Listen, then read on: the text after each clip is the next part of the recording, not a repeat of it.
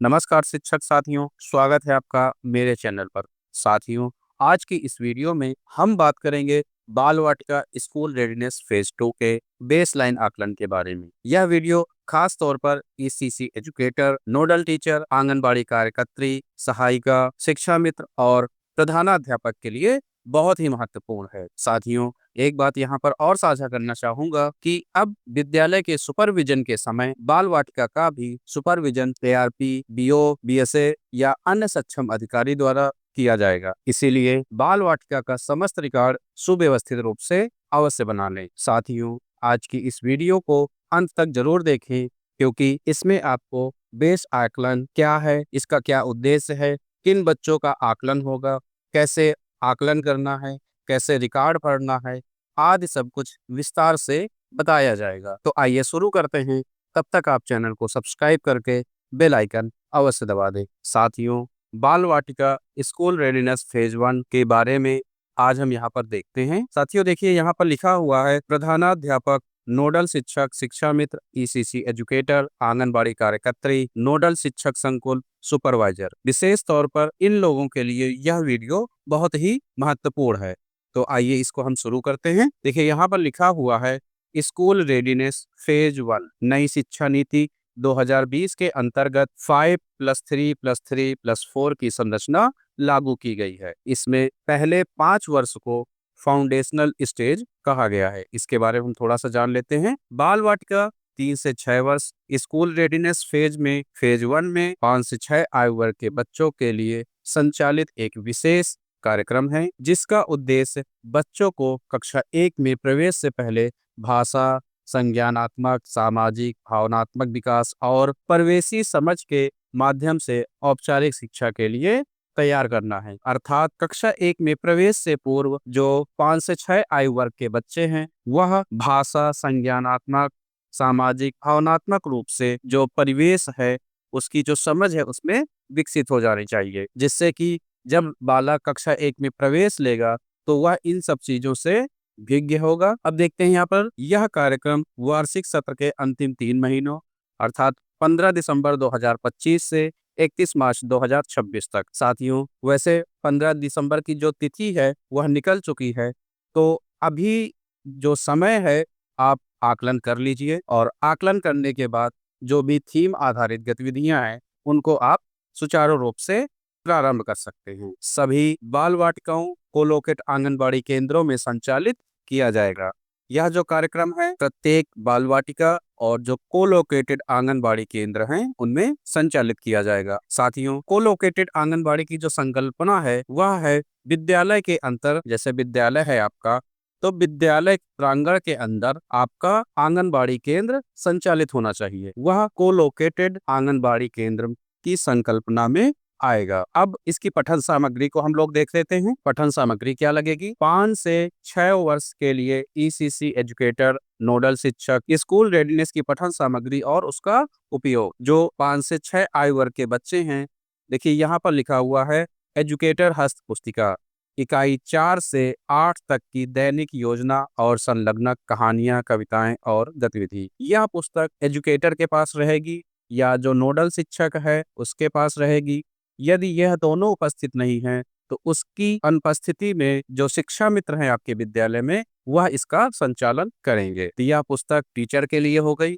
अब ये चहक पुस्तक जो है, चहक 3 लिखा हुआ है, देखिए यहाँ पर चहक 3 में इकाई 4 से 8 तक के कार्यपत्रक हैं। इकाई 4 से 8 तक के कार्यपत्रक दिए गए हैं।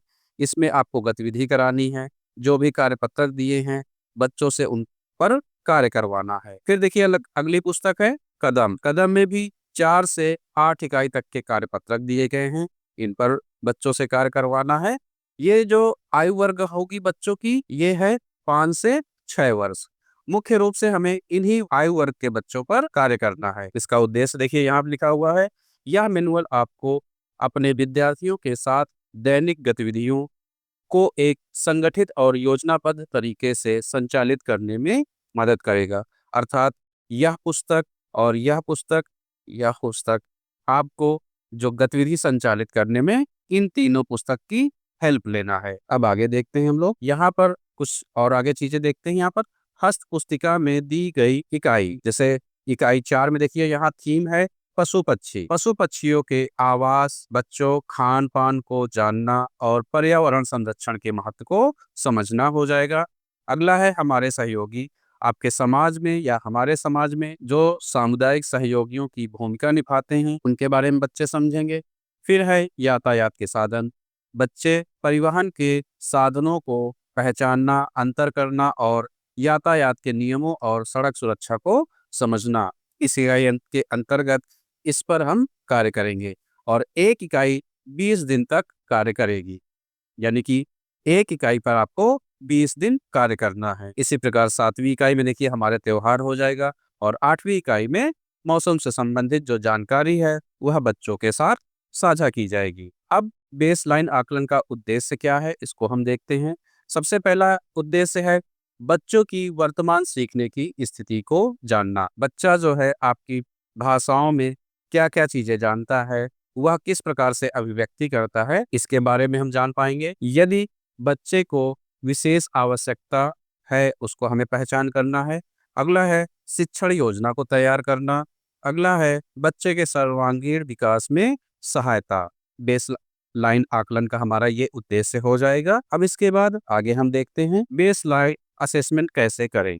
इसको हम देखते हैं यहाँ पर बेस लाइन असेसमेंट कैसे करें। कार्यक्रम के आरंभ एवं समापन के पूर्व 5 से 6 आयु वर्ग के बच्चों का आकलन कर प्रगति मापना। यह आकलन नोडल शिक्षक, ईसीसी एजुकेटर, शिक्षा मित्र द्वारा किया जाएगा। यदि आपके विद्यालय में कोई ईसीसी एजुकेटर अभी उपलब्ध नहीं है या उसकी नियुक्ति नहीं हुई है तो यह कार्य आपके यहाँ नोडल शिक्षक करेंगे। यदि ईसीसी एजुकेटर नहीं है और आपके विद्यालय में शिक्षा मित्र हैं तो यह कार्य शिक्षा मित्र करेंगे। आपको ये ध्यान देना होगा कि 5 से 6 आयु वर्ग के बच्चों की जो जिम्मेदारी है वह ईसीसी एजुकेटर की है या फिर शिक्षा मित्र की होगी। इन दोनों की अनुपलब्धता में तब नोडल शिक्षक ही इस पर कार्य करेगा। तो इसको आप विशेष रूप से ध्यान देंगे। अब अगला देखते हैं। अब है आकलन की तैयारी। आकलन की तैयारी कैसे करनी है। आकलन शुरू करने से पहले डीसीएफ में आवश्यक जानकारी को भरेंगे।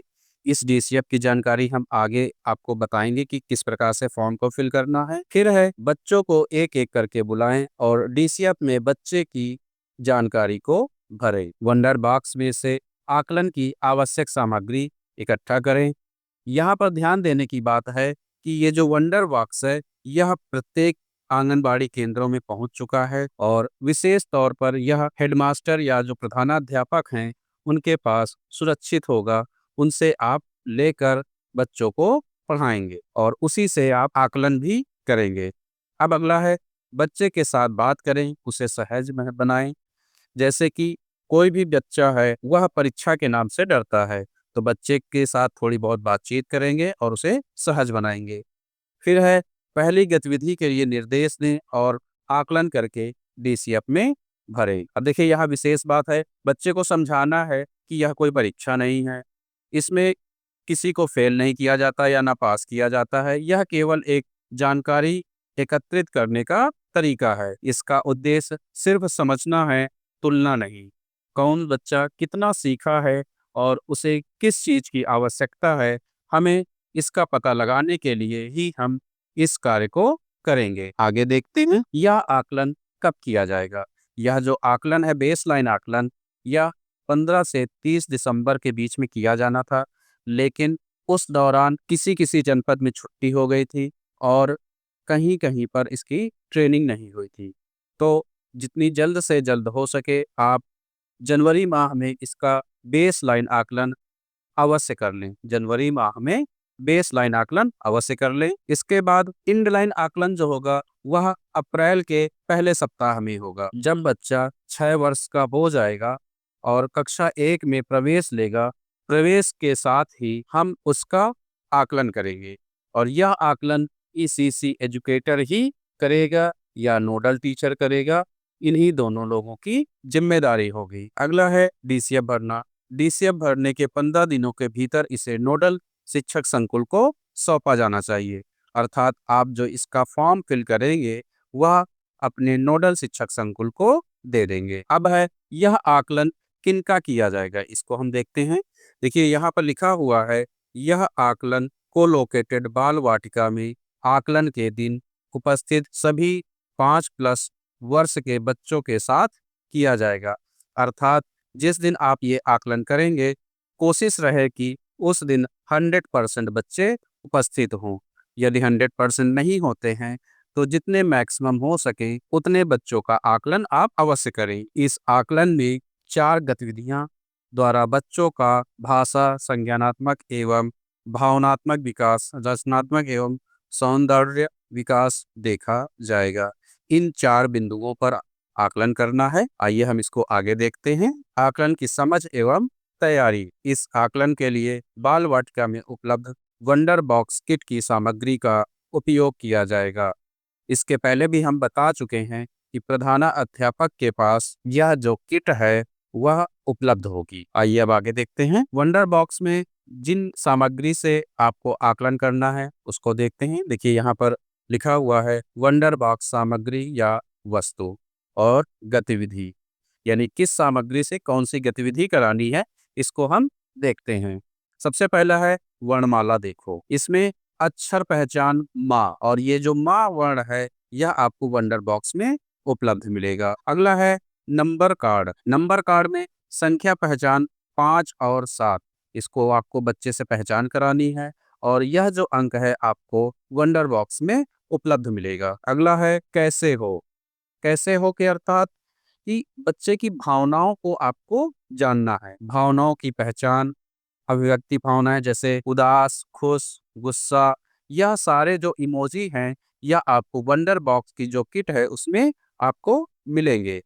अगला है पीले और नीले कंचों के फ्लैश कार्ड। इससे संख्या तुलना करना है। जैसे आपको जो कंचे मिलेंगे इस प्रकार से, जैसे 5, यहाँ पर हमने 6 लिख दिया और कहीं पे संख्या 5 लिखी होगी, कहीं पे 6 लिखी होगी, तो इनको बच्चे से मिलान करवाना है। यदि बच्चा इन 6 कंचे को या जो 6 कंचे का फ्लैश कार्ड है इसको संख्या 6 रख देता है या इससे मिलान करता है तो इसका अर्थ है कि बच्चे को संख्या की पहचान है। अब मुख्य बात है कि डीसीएफ कैसे भरेंगे। यहाँ देखिए लिखा हुआ 5 से 6 आयु वर्ग के बच्चों की सूचना को भरना। इसके पहले अभी जो डीसीएफ की बात हो रही थी वह यही डीसीएफ है, तो इसको देखते हैं। Data collection format school readiness Uttar Pradesh 2025-26 Bal वाटिका की जानकारी।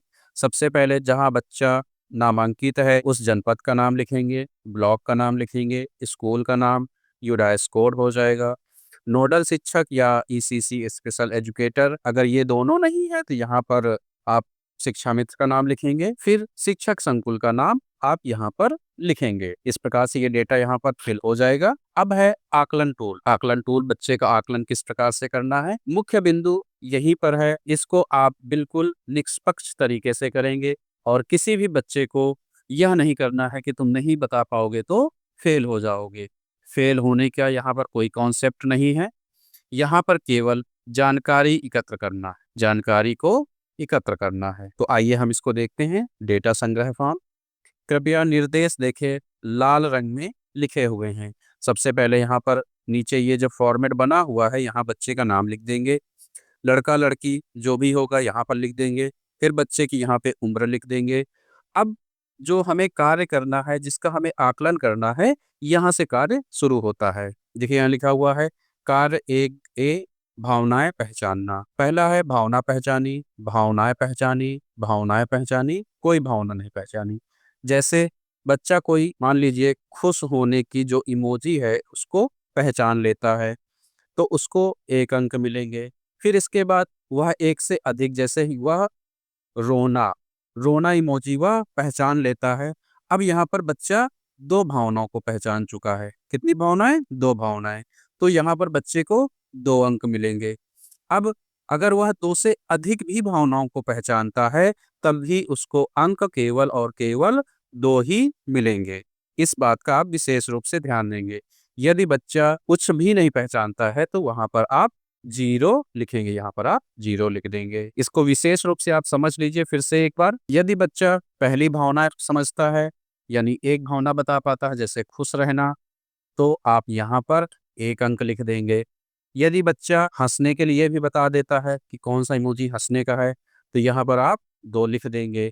यदि बच्चा एक और रोने का बता देता है, यानी यहाँ पर देखिए 1, 2, 3, 3 बता दिया, लेकिन अभी अंक आपको केवल 2 ही रखने हैं। आप यहाँ पर 3 नहीं रख सकते हैं। तो इस बात का आप विशेष ध्यान रखेंगे। यदि बच्चा कोई भावना नहीं बताता है, तो आप यहाँ पर 0 फिल कर देंगे। अब आते हैं कार्य भावनाओं की अभिव्यक्ति पर 2। यदि बच्चा अपनी भावनाओं की अभिव्यक्ति करता है, तो यहाँ पर 1 अंक हो जाएगा, और 1 से अधिक भावनाओं की अभिव्यक्ति करता है तो 2, और यदि कोई भावना की अभिव्यक्ति नहीं करता है तो यहाँ पर हम 0 लिखेंगे। यहाँ पर हम अंक प्रदान कर देंगे 0। इसी प्रकार से यहाँ पर देखते हैं हम माँ अक्षर की पहचान। अब हम अक्षर पहचान पर आते हैं। तो बच्चे को हम वंडर बॉक्स होगा, उसमें माँ अक्षर दिया हुआ है, वहां से माँ अक्षर लेकर पहचान कराएंगे। और अगर पहचान कर लिया तो यहाँ पर 1 अंक, और अगर नहीं पहचान कर पाया है तो हम उसको 0 अंक देंगे। ठीक है, इसको आप ध्यान दीजिएगा। अब है माँ से शब्द बताना। जैसे देखिए लिखा हुआ है कार्य टू बी, माँ से शब्द बताना। यदि बच्चा 1 शब्द बताता है तो 1 अंक, अगर 2 शब्द बताता है तो 2 अंक, अगर नहीं बताता है तब आप यहाँ पर 0 लिखेंगे। इसको आप ध्यान दीजिएगा। आपको केवल 1 या 2 या 0 इतने अंक ही देने हैं, इससे अधिक अंक नहीं आप दे सकते हैं। अब अगला है कार्य संख्या 3, संख्या पहचान। संख्या पहचान यहाँ बच्चे से कराएंगे। अगर 1 से अधिक संख्या पहचान करता है तो 2, और यदि कोई संख्या पहचान नहीं करता है तो यहाँ पर हम 0 लिखेंगे। यहाँ पर भी आप ध्यान देंगे कि अंक में भी, अंकीय ज्ञान में आपको 1, 2 या 0 इतने अंक ही देने हैं, इससे अधिक आप अंक नहीं लेंगे। अब कार्य तुलना में देखते हैं ज्यादा कम कंचे वाले ढेर की पहचान। जैसे एक ढेर हम यहाँ है, एक ढेर यहाँ है, और एक यहाँ है। यहाँ पर 1, 2, 3 गोली हो गई, यहाँ पर आप 4 गोली, और यहाँ पर 5 गोलियां हो गई।